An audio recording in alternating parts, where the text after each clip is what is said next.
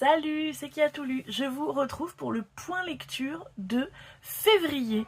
J'ai lu beaucoup de choses en février, encore plus qu'en janvier. J'ai lu 13 livres, je crois. J'ai même pas compté. C'est ça, j'ai vérifié. Pourtant, j'ai préparé ma vidéo à l'avance. J'ai fait mon petit carnet et tout est à jour. Mais oui, 13 livres. Vous avez là la pile à lire de ce que j'ai en ma possession. Parce qu'il y avait aussi les emprunts bibliothèque, un audio. Mais ce que j'ai là, voilà, c'est ce que j'ai lu et que je vais vous présenter dans cette vidéo. Petit point pile à lire. J'ai le même nombre début mars que en février. J'avais commencé février avec 280 livres dans ma pile à lire et j'en ai toujours 280 parce que j'ai retrouvé des livres chez moi qui n'étaient pas dans ma pile à lire. Donc j'ai lu 6 livres de ma pile à lire, mais j'ai reçu 2 services presse et j'ai retrouvé 4 livres chez moi que j'avais oublié de compter. Je sais qu'il y en a d'autres à la cave, je l'ai dit l'autre jour je crois. Mais donc voilà, mais ça s'équilibre. Au moins ça ne monte pas, ça continue de descendre. Donc je suis très contente. J'ai compté, parce que je sais pas vous, mais moi j'aime bien savoir ça. J'ai lu un livre que j'avais dans ma pile à lire depuis 2014. Donc ça faisait plus de 10 ans qu'il était chez moi. Je l'ai lu, je l'ai sorti. J'ai lu un livre que j'avais reçu entre 2015 et 2019, je ne sais plus exactement. J'ai lu 2 livres qui étaient là depuis 3 ans, entre 2022 et 2024. Et j'ai lu un livre que j'ai donc reçu en 2025, un service presse. Pourquoi est-ce que je note suivant ces dates un peu arbitraires avant 2014, entre 2015-2019, entre 2022-2024 et depuis 2025? C'est parce que je fais un challenge sur Instagram, le challenge de la pile à lire d'Emilie. Je crois que je l'avais déjà évoqué, je ne sais plus. Mais bref, suivant ce qu'on lit, suivant depuis combien d'années ils étaient dans notre pile à lire, on récolte plus ou moins de points. Par exemple, un livre qu'on a depuis 10 ans nous rapporte 5 points. Une fois qu'on a 10 points, on peut acheter un livre. Moi, je peux déjà acheter 3 livres, sauf que à chaque fois que je vais en librairie en me disant « Waouh, j'ai 3 livres, je peux m'acheter un livre », il n'y a rien qui m'intéresse. Donc écoutez, pour le moment, j'ai mes crédits d'achat et voilà. En fait, il y a plein de personnes qui font des challenges no buy. En fait, moi, ça, c'est pas mon problème. Voilà, j'ai aucun problème à ne pas acheter de livres, même quand je veux en acheter, je n'en trouve pas, parce que j'emprunte beaucoup à la bibliothèque notamment, et voilà. Mais donc,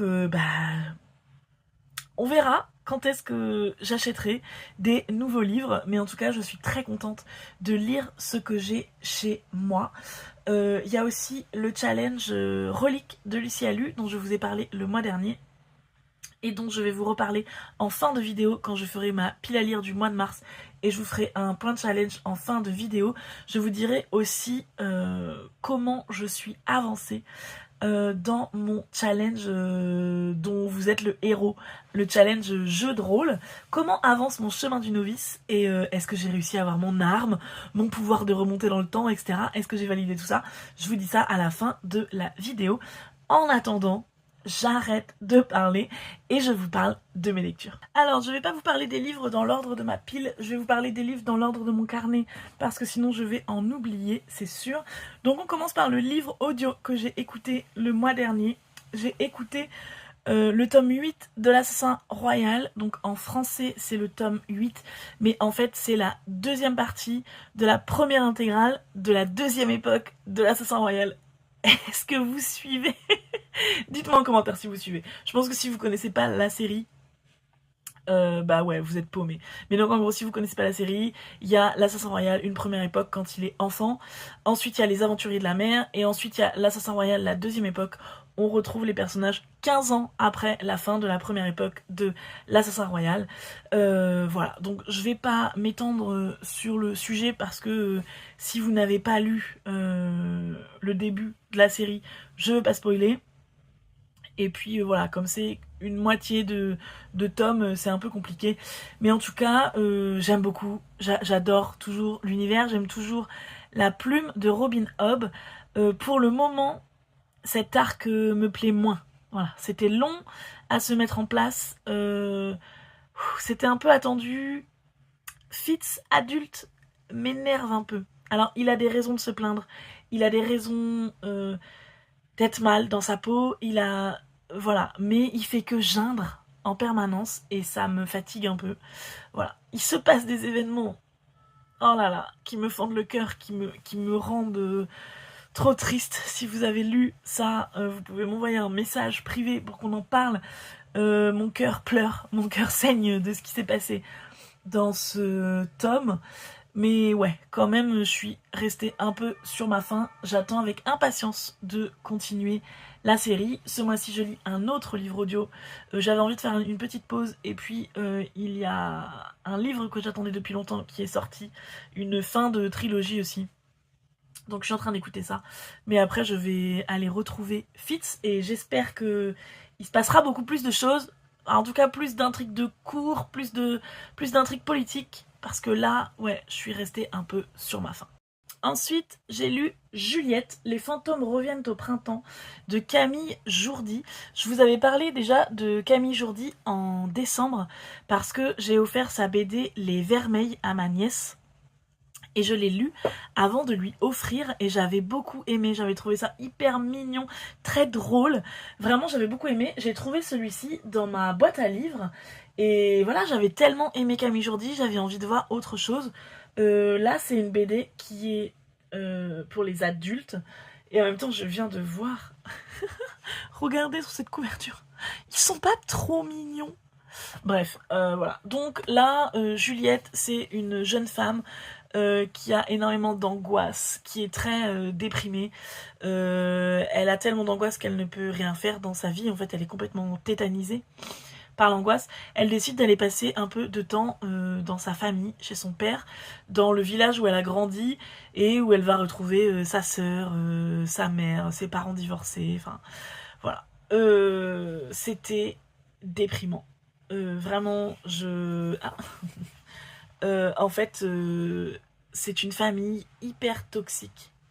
Personne ne s'écoute.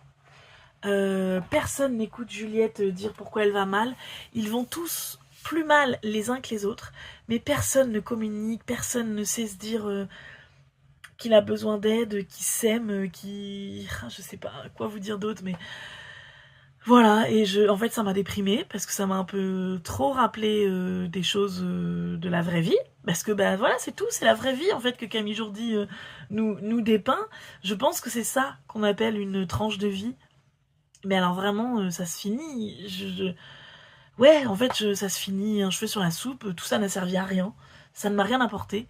Et ça m'a déprimée. Très souvent, ça m'a mis très mal à l'aise aussi parce qu'en fait, ouais, ils sont tellement toxiques les uns envers les autres. Ça me faisait mal en fait. Ça me faisait mal de lire ça.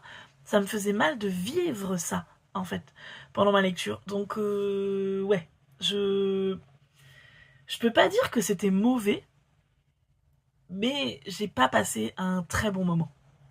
Ensuite, j'ai lu Mon enfance en Allemagne nazie de Ilse Kuhn.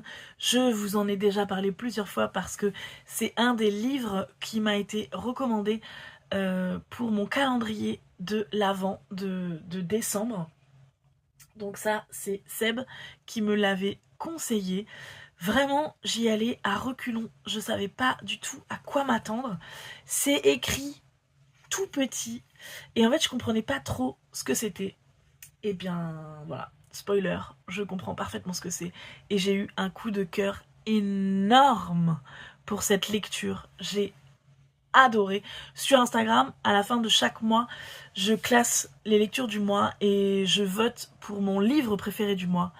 Ce livre a été mon préféré du mois. Vraiment, j'ai eu un coup de cœur énorme. Ce livre me reste et je pense que ce livre va changer ma vision du monde et de l'histoire et va rester avec moi longtemps et va m'apporter énormément de choses. Donc vraiment un coup de cœur incroyable pour cette lecture que je vous conseille fortement.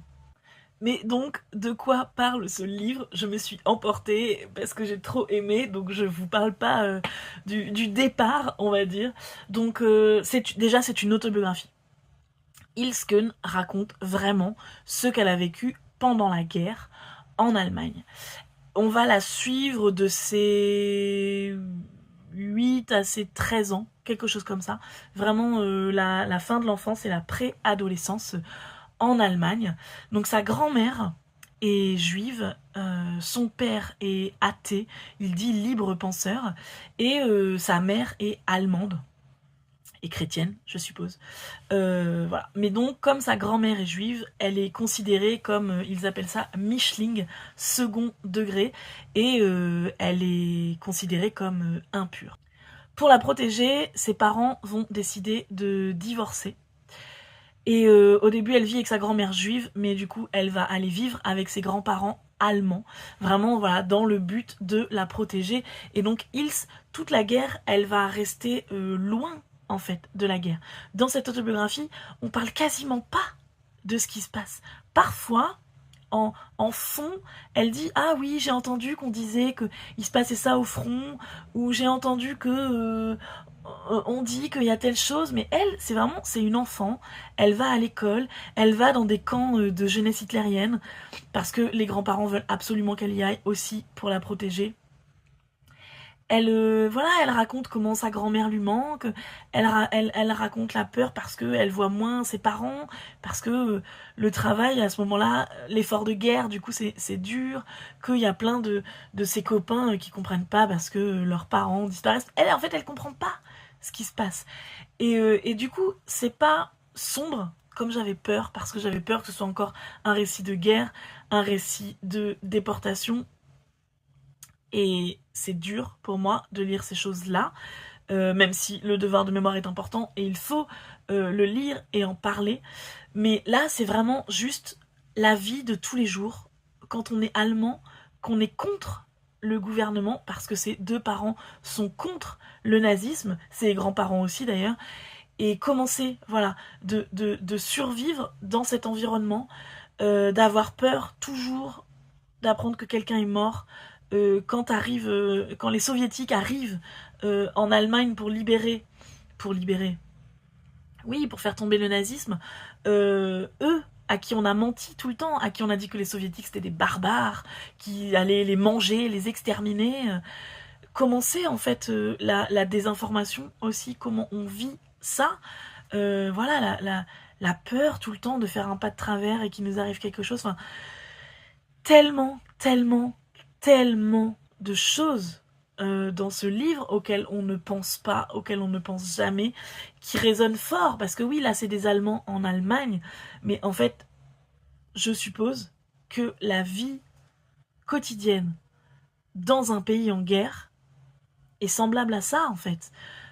C'est horrible, il y a la guerre, on entend qu'au loin il se passe des choses, parfois on se cache parce qu'il y a des bombardements, mais sinon, on continue de vivre, on mange, on va à l'école, on apprend, on joue, on est en désaccord avec ses copains qui d'un coup disent que Hitler c'est le sauveur du monde, alors que nous, notre père nous a toujours dit que le nazisme c'était pas bon. Et voilà, et comment on se construit, comment on grandit quand on a 10 ans dans cet environnement sans vraiment comprendre ce qui se passe parce que nos parents veulent à tout prix nous protéger. J'ai trouvé ça incroyable.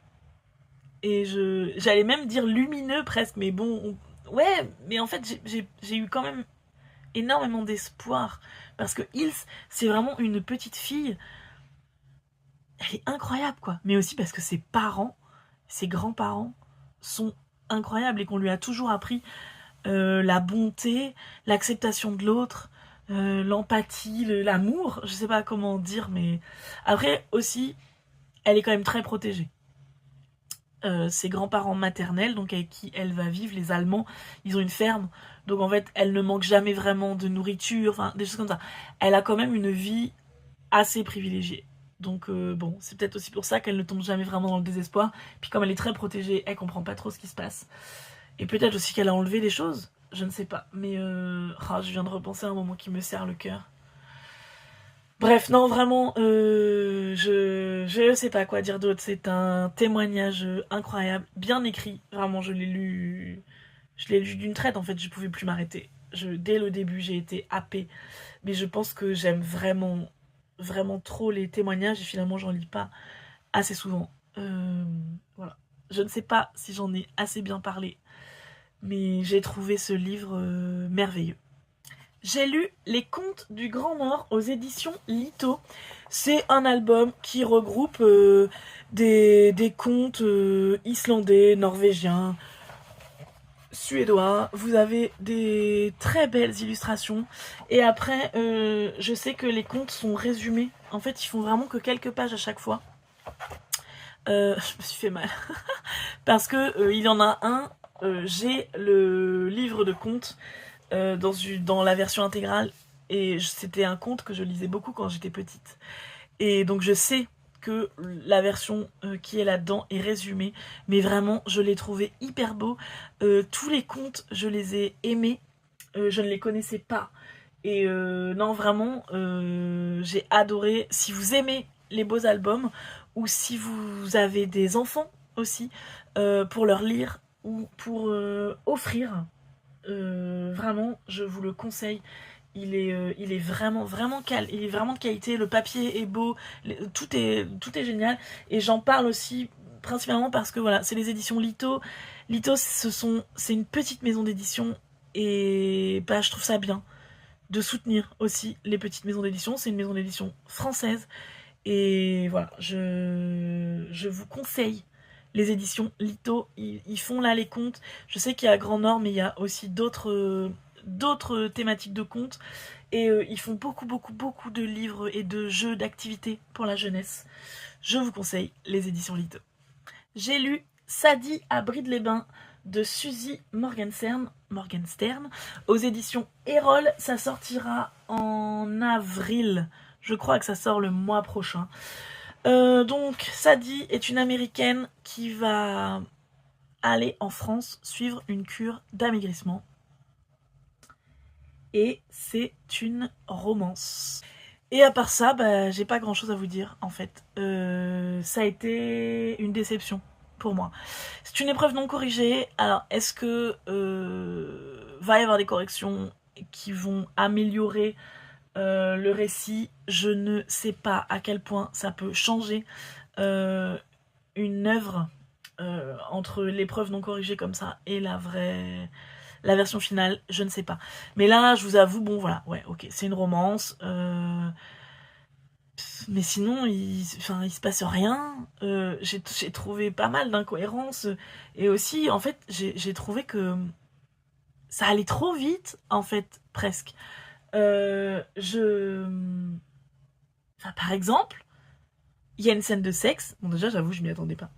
Mais en fait, on sait même pas le prénom du gars. On sait même pas qui c'est. On l'a pas vu.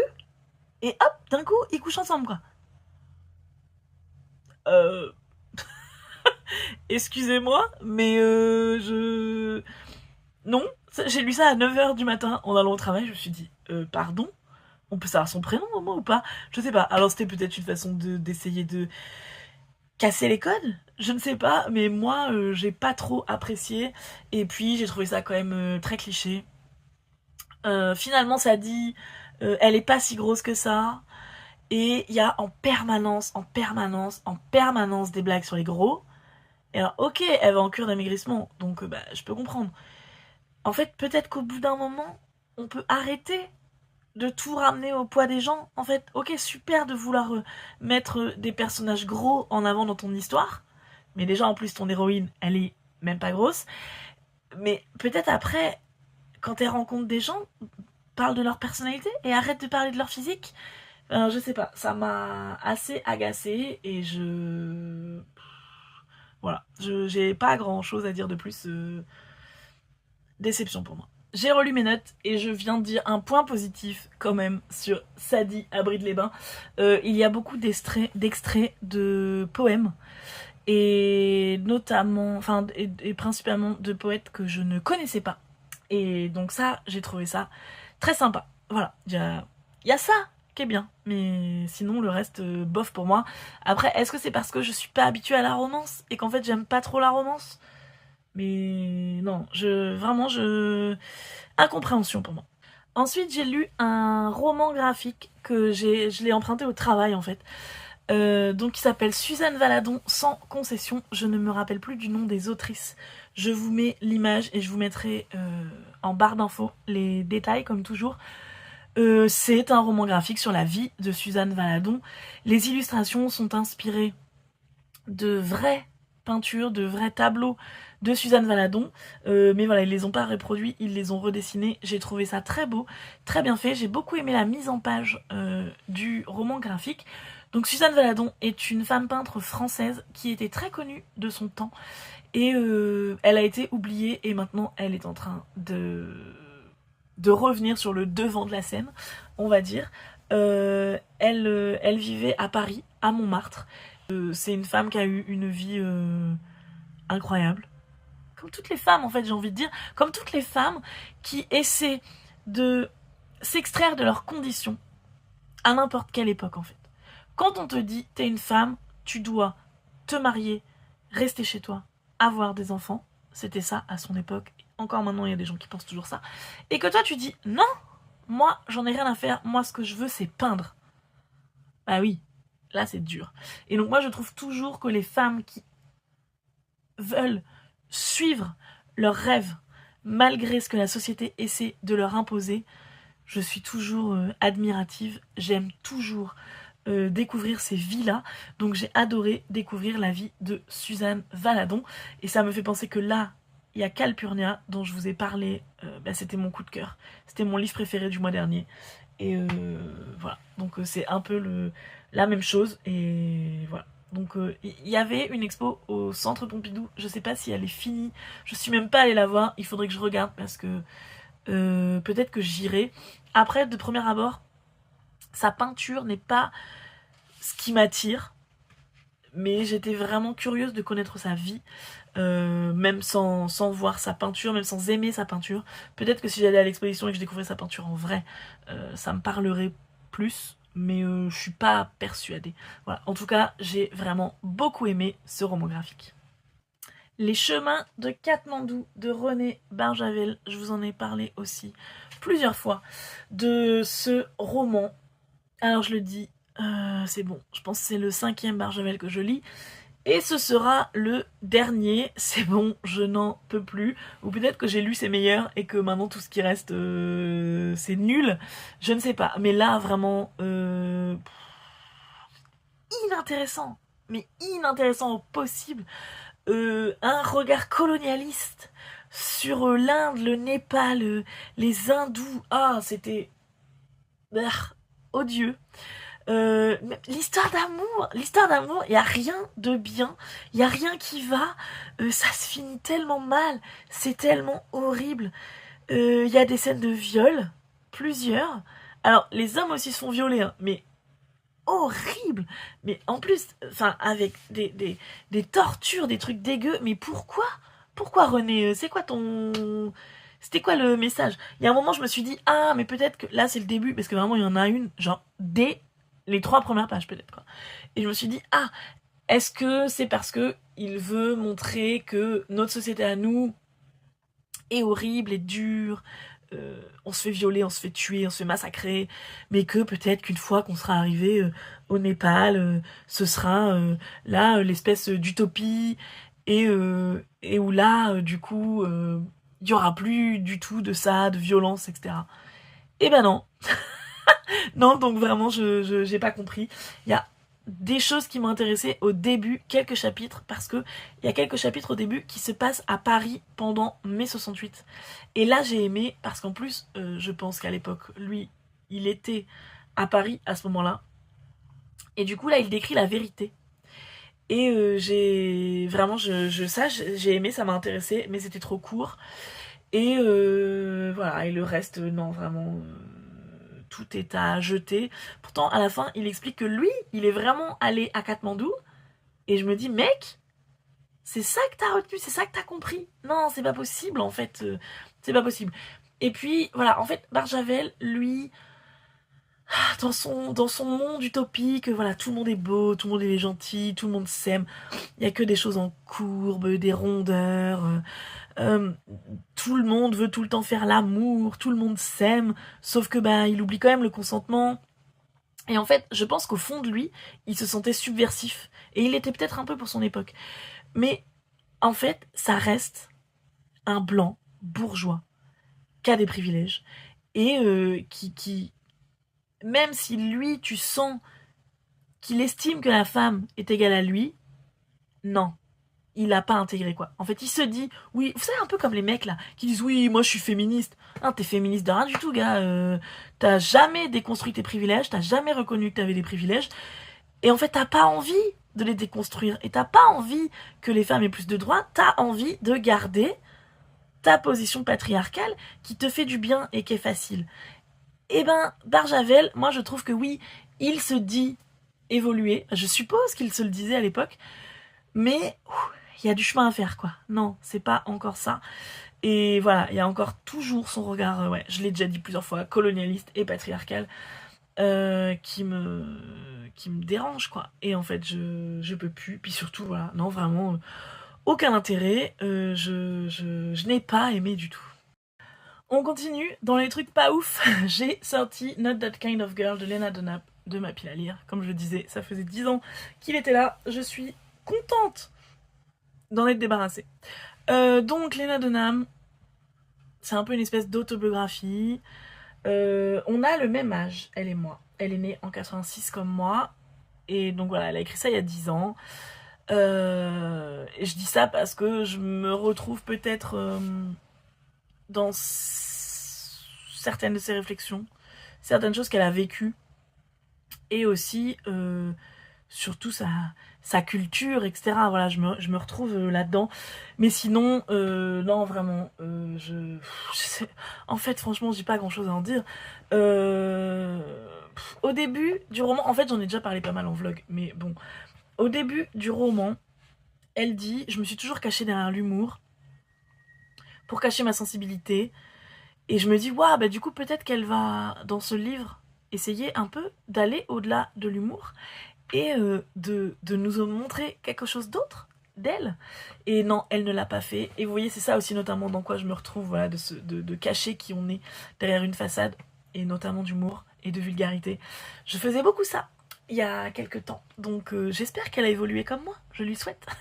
Parce que là, vraiment, en fait, je pense que c'est aussi ça, il y a eu des moments aussi qui m'ont eu mal à l'aise, parce que je me disais, waouh, j'étais un peu comme ça, et je me sens mal à l'idée de me dire que j'étais comme ça, mais en même temps, ça veut dire que j'ai avancé, et donc bah, c'était plaisant à lire, au moins pour ça, pour me dire, ok, c'est bon, je suis plus cette meuf.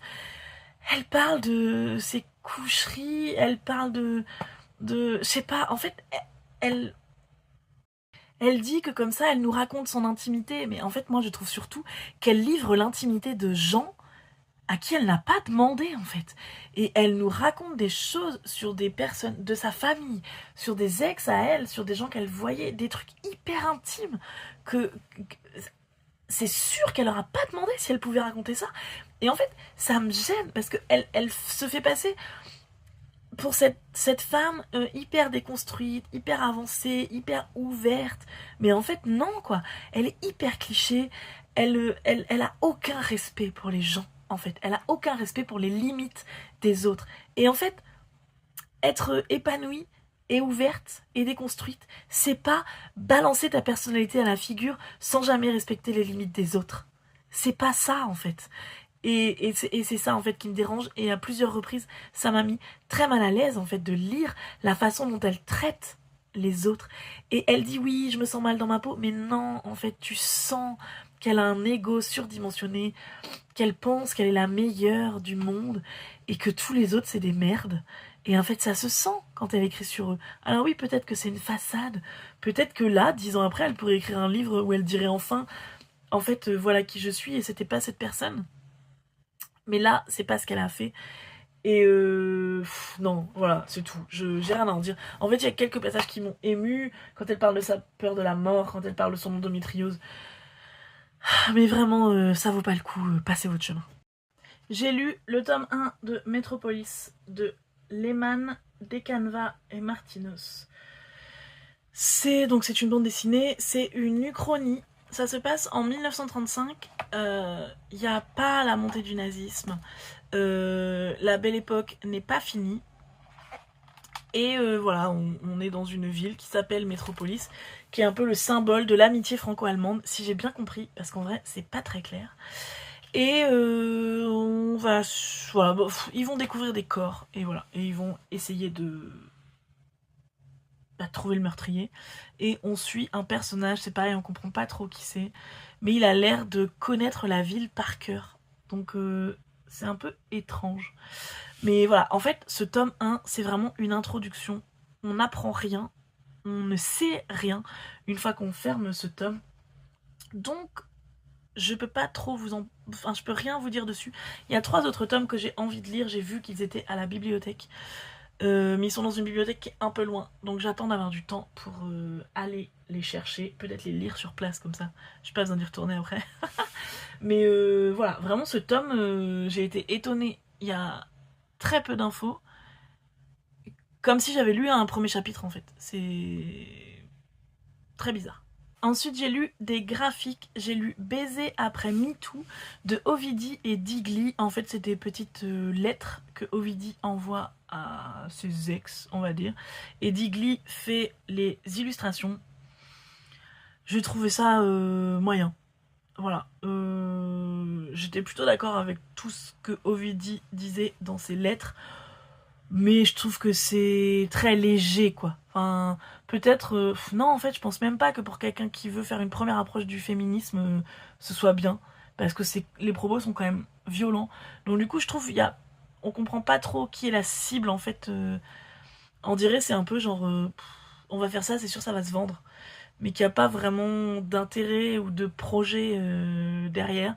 À part le fait de s'éclater ensemble, et tant mieux pour elle. De s'éclater en travaillant ensemble, je veux dire.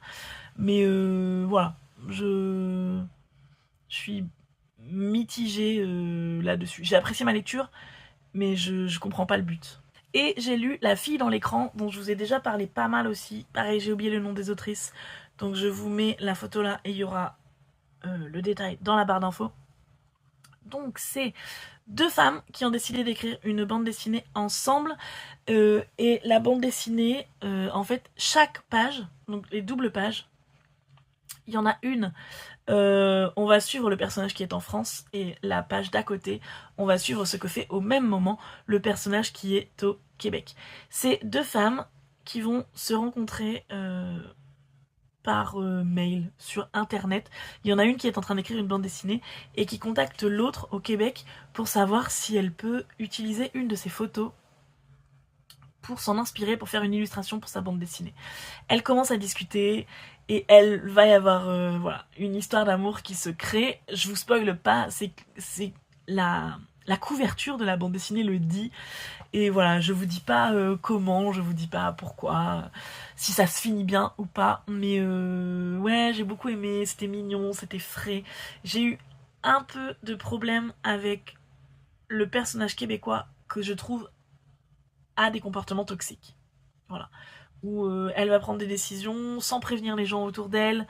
Enfin, je sais pas, Alors ok, elle va peut-être pas bien, mais j'ai trouvé ses comportements toxiques, donc ça m'a un peu dérangé. C'est pour ça que c'est pas un énorme coup de cœur, mais sinon vraiment j'ai trouvé ça très mignon. Les dessins sont beaux. Il y a un moment où elles se retrouvent, elles sont ensemble, et du coup les 2 dessinatrices dessinent à 2 les planches, et j'ai trouvé ça génial. Vraiment, rien que pour le concept, rien que pour le travail qui a été fait, je trouve que cette bande dessinée est à lire. J'avais jamais vu ça.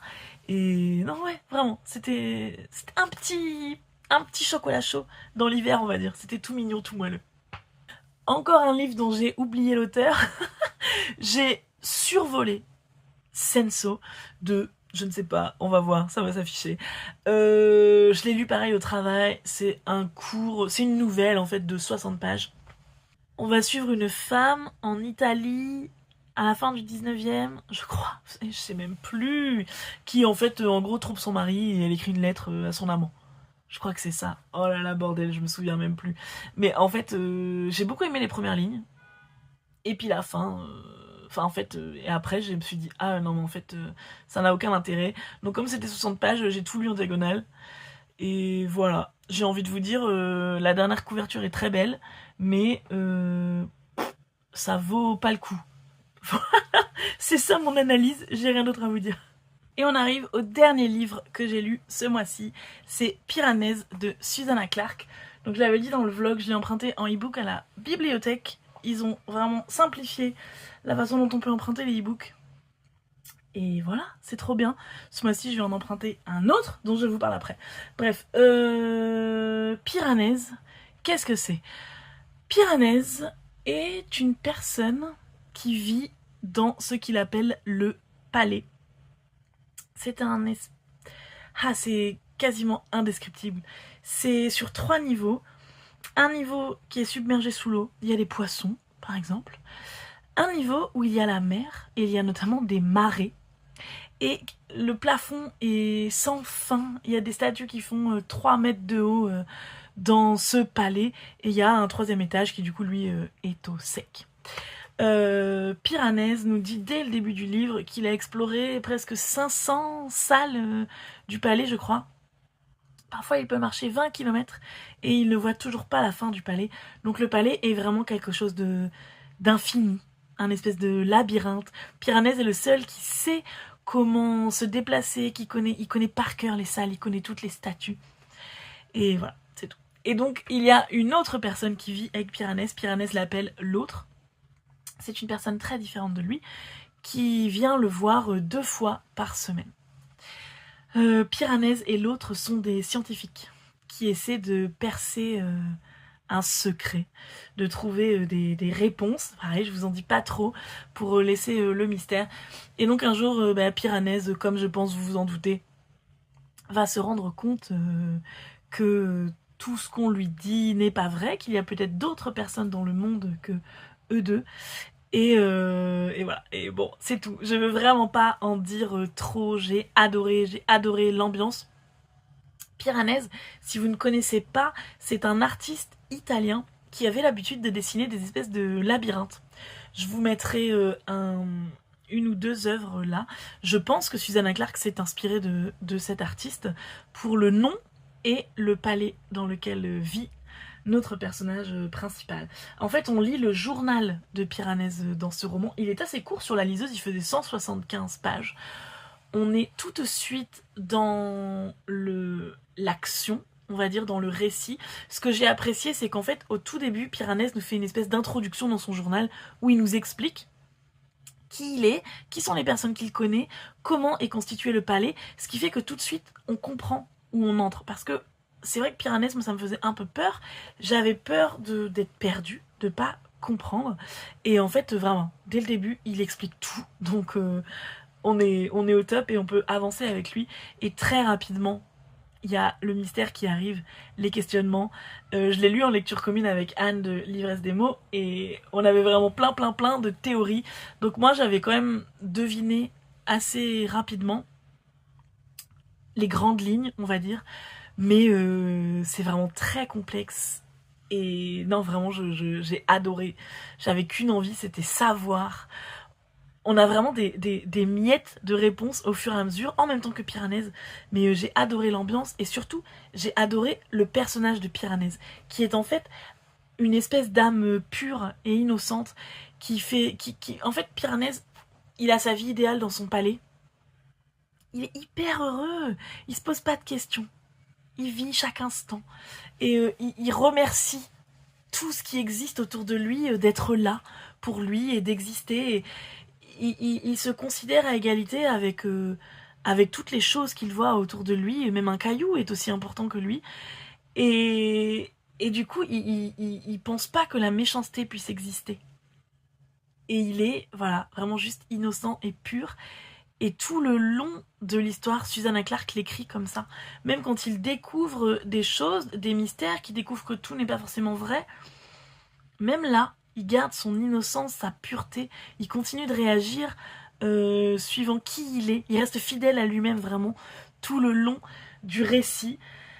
Et non, vraiment, j'ai adoré. Et je pense que, en fait, j'ai un peu le sentiment que le palais de Piranèse, c'est un peu comme un refuge, un lieu où on peut, une fois qu'on a lu ce livre, où on peut aller s'évader quand ça va pas. Et voilà, et j'ai ressenti énormément d'émotions, j'ai adoré l'ambiance. Non, c'était haletant en plus, vraiment, j'ai adoré de bout en bout. J'ai hésité entre lui et Mon enfance en Allemagne nazie pour élire mon livre préféré du mois. Mais voilà, j'ai choisi l'autobiographie. Mais vraiment, Piranèse, ouais, ça va me rester en fait. L'ambiance de ce livre va me rester et je pense que j'irai de temps en temps me réfugier dans le palais de Piranèse. Voilà, j'ai adoré. Une ambiance comme ça, petite vie simple, loin de tous nos problèmes actuels. Court à lire en plus. Ouais, vraiment une petite parenthèse de douceur et de joie dans ma vie actuellement. Voilà. Maintenant, je vais vous faire un petit point challenge et ensuite je ferai ma pile à lire du mois. Enfin, je vais faire un peu les deux en même temps. Si vous suivez, il y a toujours 2 livres derrière moi. Donc, le tome 3 du cycle de Sif, Les chiens et la charrue de Patrick Doudnay. J'ai lu 250 pages. Ça se lit tout seul. J'adore. L'écriture de Patrick Doudnay, elle est trop bien à lire. En plus, moi j'aime les descriptions. Il y a beaucoup de descriptions. J'adore. J'avais lu le tome 2 il y a 1 an et demi. Il se passe beaucoup de choses dans le tome 2. Et la fin était un peu bizarre. Et j'avais peur d'être perdue. Donc je suis perdue. Parce qu'en fait, au début du tome 3, il nous rappelle quelques éléments du 2, mais sans nous les réexpliquer. Mais en fait, on part sur une complète autre chose. On part sur une intrigue complètement nouvelle. Et donc je me suis dit, vas-y, te prends pas la tête, laisse-toi porter. Donc je me laisse porter par cette nouvelle intrigue et j'ai confiance en Patrick Doudnay. Je me dis que si à un moment je dois me souvenir d'un élément, il va me le réexpliquer, il va me le redonner. J'ai décidé de lui faire confiance et de toute façon c'est vraiment tellement un bonheur. J'ai l'impression de suivre le cours d'une rivière quand je le lis. Ça coule tout seul, quoi. Ça coule de source. C'est comme une musique. C'est magnifique à lire. Et de plus en plus, là, en le lisant, je me dis que il écrit 7 tomes sur Sif. Et je pense qu'à mon avis, on aura des réponses que à la fin. Et je pense qu'il met des petits jalons comme ça. Mais c'est à la fin de tout ça qu'on aura les réponses à tout. Et ça va être long d'attendre, mais c'est un tel plaisir de lecture que c'est pas grave. Et donc ensuite, Watchmen. Là, j'ai presque fini aussi.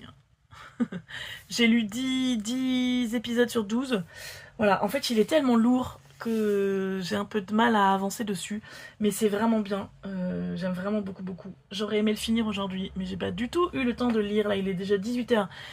Et j'ai pas eu une seconde pour lire de la journée. Donc c'est dommage. Mais voilà, j'avance bien sur ça. Et j'espère le finir bientôt. Et donc, ces 2 titres que je suis en train de lire, je les ai lus, ils étaient dans ma palle du challenge relique de Lucie a lu. Alors, je ne sais plus les catégories. Je vais vous mettre le template Instagram, je pense que je l'avais pas supprimé, j'espère. Je vous le mets là. J'ai tout lu, du coup, de ce challenge relique. Je vous les redis pas et je sais plus. Donc, il y aura les catégories et les photos là. Mais ouais, j'ai tout lu, sauf ces 2 là qui sont en cours. Donc, je suis hyper contente d'avoir sorti quelques reliques de ma pile à lire. Juste après, je vais vous faire la pile à lire du challenge relique de mars. Mais d'abord, je voulais vous dire comment j'ai avancé dans mon challenge dont vous êtes le héros. Pour le chemin du novice, il y a 7 livres à lire. J'en ai lu 2. J'ai lu Sadie à Bride-les-Bains et Les chemins de Katmandou. Donc je suis encore sur le chemin du novice. Je les ai pas lus dans l'ordre, mais c'est pas grave. Et pour mon background, donc c'est bon, j'ai validé le fait que je viens du continent Dark Meadow en lisant Piranèse. Et j'ai mon arme, j'ai ma dague en lisant Not That Kind of Girl. Et j'ai validé pour le challenge par mois. J'ai validé le mois de janvier en lisant Cucu. Et je n'ai toujours pas réussi à valider le mois de février parce que si vous vous souvenez, si vous étiez là la dernière fois, j'ai tiré au sort un livre qu'on m'avait conseillé pendant le calendrier de l'Avent et je dois lire pour valider le mois de février Au-dedans de Will MacPhail il était emprunté à la bibliothèque donc je l'avais réservé. Et là, hier, j'ai eu un mail me disant qu'il était disponible, sauf qu'aujourd'hui, la bibliothèque est fermée, donc j'irai le chercher mercredi. Et voilà, et on va lire ça ce début de semaine. Par contre, je vais aller chercher la carte, parce que je vais quand même tirer le numéro 3, continuer l'aventure, voir ce qu'on va lire en mars. Je vais chercher la carte. C'est bon, j'ai retrouvé ma petite carte. Donc, j'étais allée au 2B, j'étais allée sur Dark Meadow, et pour le 3, ah oui, donc soit je peux aller vers le sud et descendre dans Dark Meadow, ou je peux remonter vers, je sais plus comment s'appellent les continents. Mais moi, je vais plutôt descendre vers mon continent. Alors, qu'est-ce que c'est? Ah oui, ok. Ah, donc en fait, si je descends vers le 3B, j'apprécie la solitude. Et si je monte vers le 3A, je veux me faire de nouveaux amis. Eh bien, on va décider que j'apprécie la solitude. Je trouve que ça va mieux avec mon personnage. Donc ce sera le 3B pour le mois de mars. Je vais lire la petite consigne. Bon, bah pour le moment, on n'est pas encore dans l'aventure, je suis un peu déçue. Tout ce qu'il y a de plus, c'est de dire que j'ai ma propre tente et que je ne veux pas qu'on me dérange parce que je veux être tranquille. Eh bien, pourquoi pas écouter. Et donc la consigne, c'est de lire un livre qui est vraiment dans ma pile à lire urgente. Eh bien, j'ai un service presse. Vous le voyez là? Voilà, j'ai un service presse à lire, il me reste 15 jours je crois pour le lire. Les féministes t'encouragent à quitter ton mari, tuer tes enfants, pratiquer la sorcellerie, détruire le capitalisme et devenir transpédé Gwyn de Alex Tamesilia. Un essai féministe qui est comparé au Scum Manifesto de Valérie Solanas et que j'ai très envie de découvrir. Donc voilà, ce sera ça pour valider mon mois de mars. Du coup, j'ai une nouvelle pile à lire qui vient d'apparaître. Mais voilà, je vais vous remettre le template, comme ça vous aurez les consignes du challenge relique. Et je vais remplir avec les photos. Donc déjà, la première catégorie, c'est de reprendre un livre qu'on n'avait jamais fini. Alors j'ai recommencé la lecture de Sélestopol 1922 de Emmanuelle Chastelière. En fait, je le considère pas dans ma pile à lire parce que je ne compte pas les e-books dans ma pile à lire, mais en réalité, je l'ai depuis 2023. Il était en cours de lecture depuis 2023 et je l'avais mis en pause. Donc là, je l'ai repris du début parce que j'ai changé de liseuse. En fait, je le lisais, ma liseuse est tombée en panne et puis je l'avais jamais repris.